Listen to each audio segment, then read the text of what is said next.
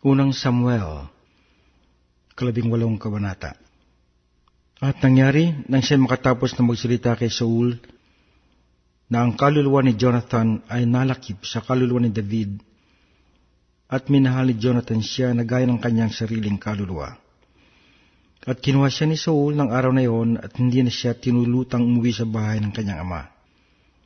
Nang magkagayoy, si Jonathan at si David ay nagtibay ng isang tipan, sapagkat minahal niya siya na gaya ng kanyang sariling kaluluwa.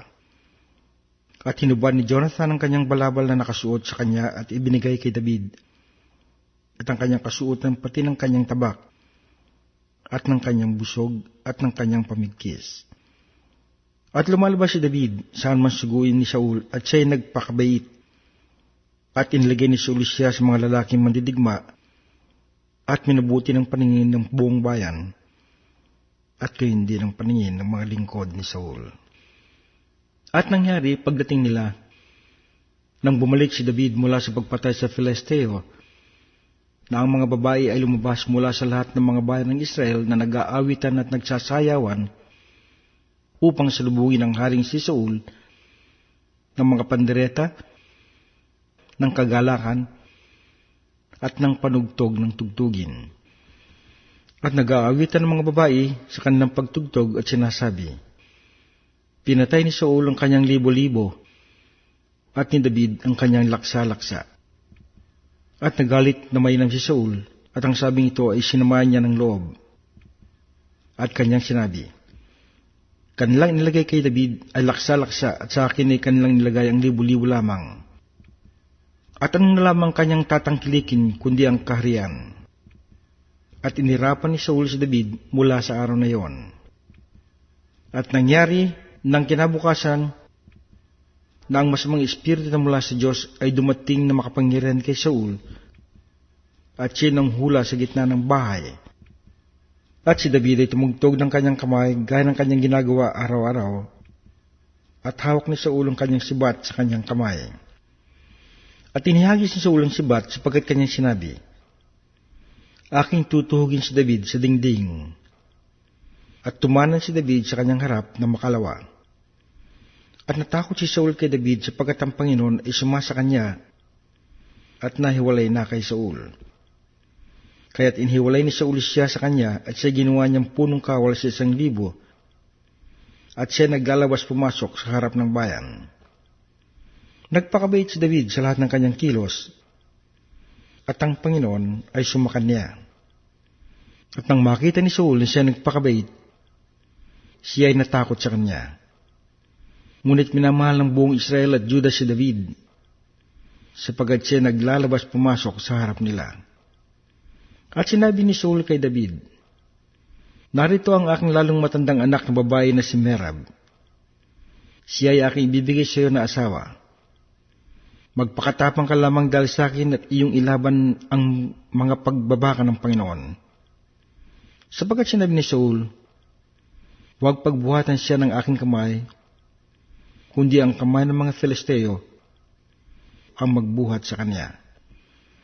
At sinabi ni David kay Saul, sino ako at ano ang aking buhay, o ang sambahayan ng aking ama sa Israel upang maging manugang ako ng hari?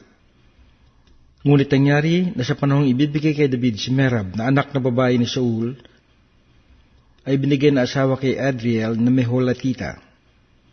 At sinisinta ni Michal na anak na babae ni Saul si David, at kanilang sinesay kay Saul, at ang bagay ikinalugod niya. At sinabi ni Saul, aking ibibigay sa kanya siya, upang siya maging silo sa kanya, at upang ang kamay ng mga Filisteo ay maging laban sa kanya. Kaya't sinabing ikalawa ni Saul kay David, ikaw ay magiging aking manugang sa araw na ito. At iniutos ni Saul sa kanyang mga lingkod na sinasabi, makipag-usap kay David ng lihim at inyong sabihin, narito, kinatutuwaan ka ng hari at minamahal ka ng lahat ng kanyang mga lingkod. Ngayon nga ay maging manugang ka ng hari. At sinalita ng mga lingkod ni Saul ang mga salitang iyon sa pakinig ni David. At sinabi ni David, inaakala ba ninyo na magaang bagay ang maging manugang ng hari dahil ako isang dukhang tao at niwawalang kabuluhan? At sinaysay ng mga lingkod ni Saul sa kanya na sinabi, ganitong paraan nagsalita si David. At sinabi ni Saul, ganito ang inyong sasabihin kay David, hindi nagnanasa ang hari ng anumang bigay kaya, kundi 100 balat ng masama ng mga Filisteo, upang mapanghigantihan ang mga kaaway ng hari. Ang balak nga ni Saul ay mabuwal si David sa pamamagitan ng kamay ng mga Filisteo. At nang saysayin ng kanyang mga lingkod kay David mga salitang ito, ay kinalugod na mabuti ni David na maging manugang siya ng hari. At ang mga araw ay hindi pa nagaganap. At tumindig si David at yumaon.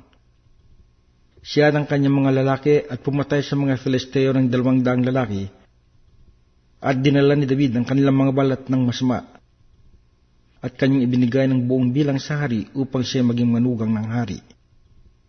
At ibinigay na asawa sa kanya ni Saul si Michal na kanyang anak na babae. At nakita at nalaman ni Saul na ang Panginoon ay sumasa kay David, at sinisinta si David ni Michal na anak ni Saul. At si Saul ay lalong natatakot kay David, at naging kaaway ni David si Saul na palagi. Nang magagayoy lumabas sa mga pangulo ng mga Filisteo at nangyari na sa tuwing sila'y lumalabas ay nagpakabait si David kaysa lahat ng mga lingkod ni Saul. Sa gayong ang kanyang pangalan ay lalong namahal.